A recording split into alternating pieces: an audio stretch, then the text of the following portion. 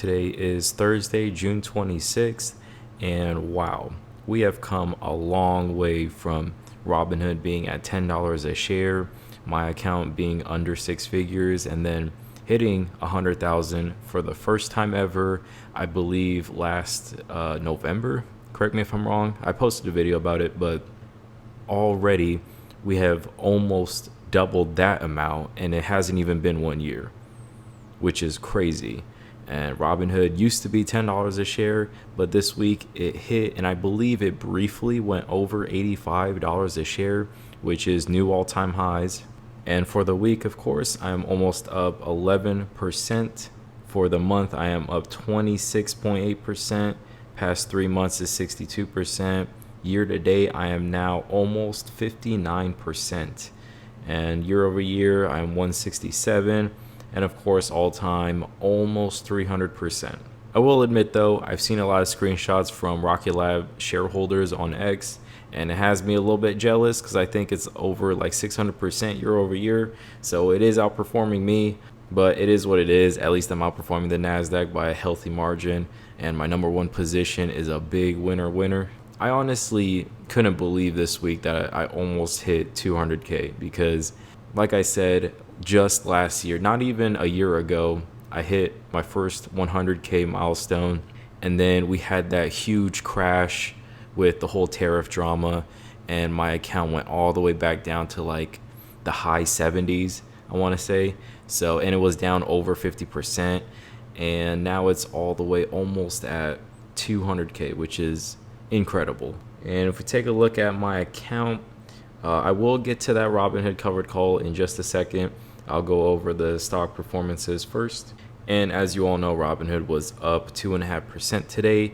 Nike having a big shock on earnings. And even though I am still slightly down on Nike, let's actually just pull it up so I can see it. Yeah, so still down 8% on Nike, but we are getting back to break even. And the important thing for me is not just getting back to break even, but still collecting that dividend, still seeing that it's a healthy company, and basically proving everybody wrong. You know, Nike is one of those companies that everybody was betting against. I think Bill Ackman made a big bet on it and then cashed out, similar to how he did with Netflix. And I'm not one of these guys that hate on Bill Ackman because it takes a lot of guts to publicly reveal your positions and take losses, you know what I mean? But my point is, Nike is one of those companies that everybody was betting against, and it looked like the competition was starting to catch up for a second. And even though, right, apparel and clothing, whatever, shoes, it's always going to be competitive, the most important thing to me after financial health is always going to be brand. And if you think about it, brand and financial health kind of do go hand in hand, because as long as Nike is known as that premium athletic wear or casual athletic wear, whatever that trend name is, as long as Nike is that premium brand that everybody knows, everybody around the world wants, there's a high probability that it'll always remain financially healthy. Obviously, people at the top need to allocate capital correctly, but when you have a very well-known brand, it gives you a little bit of leeway. And of course, today it was up almost 14%. Palantir, of course, that stock just seems like it always goes up. Pepsi has been going down lately, and I'll get to it in just a second. REPX is up 3%, so 5%. And if we take a look at the prices, like I said, Robinhood almost at 85 right now. Nike just over 69. Palantir almost at 145. Pepsi just under 130. And of course, REPX just under 27. And if we switch over to my equity, wow, Robinhood just by itself is almost 130K. I remember just this year when my entire account was 130K, and I have that in one stock right now. And I want to say Robinhood is also more than 51% of my entire net worth, which is a crazy amount, but it is what it is. And just to give my brief thoughts on some of my holdings, Robinhood just recently had a shareholder meeting where they were answering a bunch of Q&A questions. And I do remember Vlad talking about how he's going to move all of the banking that's currently on Robinhood into the credit card app. So the credit card app will just be a banking app overall. And I do think that is a very good decision. But of course, that leaves a slot on the bottom next to the IRA and just before the profile settings tab. So one of the things that they could replace that with, that I talked about in my last video, is making a Robinhood calendar feature, which would also give people something that they've been asking for a long time, which is a dividend forecaster / tracking tool. And if you guys want to hear a lot more about that, I believe it was my last video where I talked about a Robinhood dividend tracker. But yeah, I think a Robinhood calendar on the app to replace the banking tab would be pretty interesting and would be very useful and convenient to organize all the information that is on this screen and condensing it into a very organized calendar. Because if you think about it, Robinhood, the app, has a lot going on the screen. Even though it's very user-friendly, very simplified, and it's very easy on the eyes, there's still a lot going on here, right? You have all of your alerts for your prices. You have all your dividends coming in, your transaction history. You have your options expiration dates, if I can talk.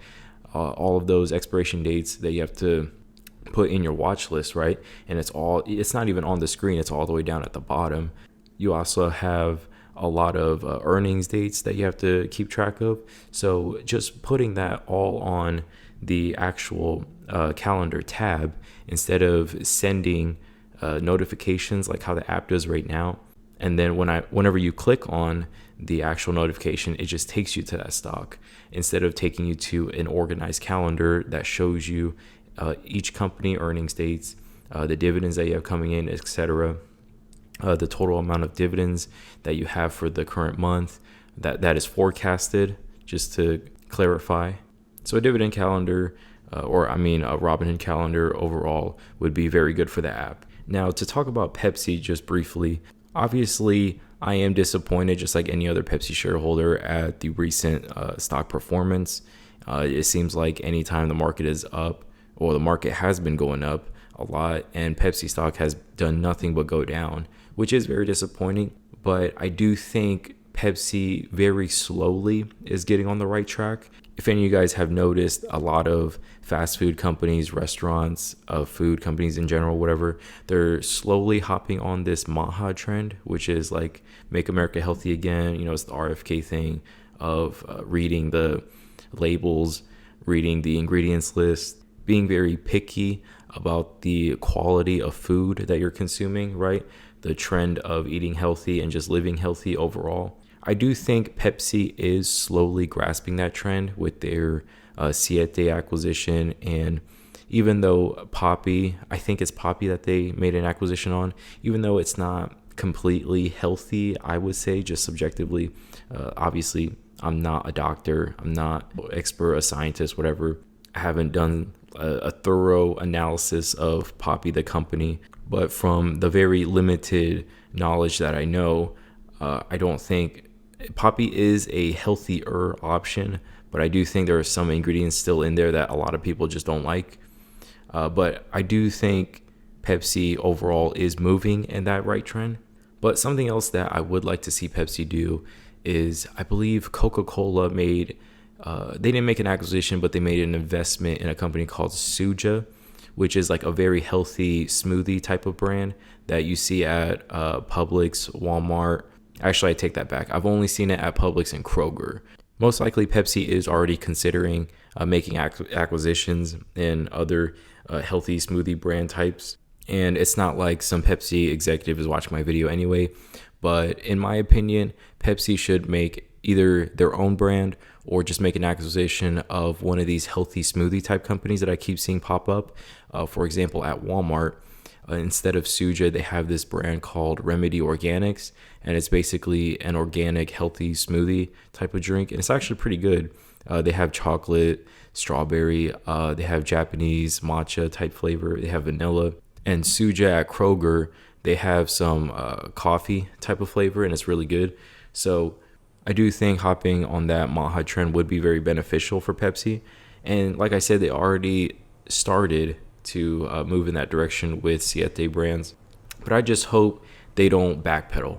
I hope they don't cheap out with Siete, like basically insulting the intelligence of the consumer, right? Replacing ingredients that is currently in Siete with cheaper alternatives, shrinking the bags even more. And I get it, you have to cost cut, but my point is it's an insult to the intelligence of the consumer. And I think over time, if you just gain the trust of the consumers, especially when it comes to a very specific niche like healthy living and just a healthy lifestyle, it's a community that pays a lot more attention. They're very detail oriented, and it's hard to win their trust. So once you gain their trust, you probably shouldn't do something to lose it. So that's why I just hope they don't screw this up with Siete Brands and Poppy and just move in that direction overall. And like I said, I'm not some like financial expert that analyzed all these companies, and I'm not a health guru by any means. I'm not a doctor, but just as a person that somewhat pays attention to the news and internet trends and all that, somewhat, I do think it's an option that is worth considering. But when it comes to my transaction history, I don't remember exactly where we left off, so I'll just show you guys this. I do have my dividends. I have my Robinhood interest payment. I think I showed you guys already. But I did buy a little bit more Pepsi, and I did sell a covered call, or 5 covered calls, I should say, on Robinhood, expiring 7-11 for $110 per share. And honestly, if it hits that price, man, I know I've said multiple times in previous videos that I will never sell Robinhood, and I still don't. But given my track record when it comes to hedging in general, I've said multiple times in previous videos that I do need to hedge a lot more and stop being greedy. So it's a tough balance, right? Because I don't want to cap my gains. I don't want to sell my winners, especially a company that I really like Robinhood. It's a tough decision to make, but I did notice that I have a hard time forcing myself to hedge. And even though this isn't much of a hedge, it is still something. And I also haven't given a Roth IRA update in a long time, so I guess I'll just go ahead and do it. But the performance isn't anything crazy. I'm up 33% year to date, and I was down pretty bad. I want to say I was down more than this at one point, but 35% I was down during that whole drama that was going on. But I am up 33% year to date, with my number one position being a leveraged position on AMD. And my smallest position, unfortunately, is ROBN, and I only have half a share of ROBN because at the time that was all the money that I had in that IRA, so I just decided to buy a half share. But man, up 200% on that tiny position. I wish that was my number one, but I guess I'll just have to buy even more on the next crash.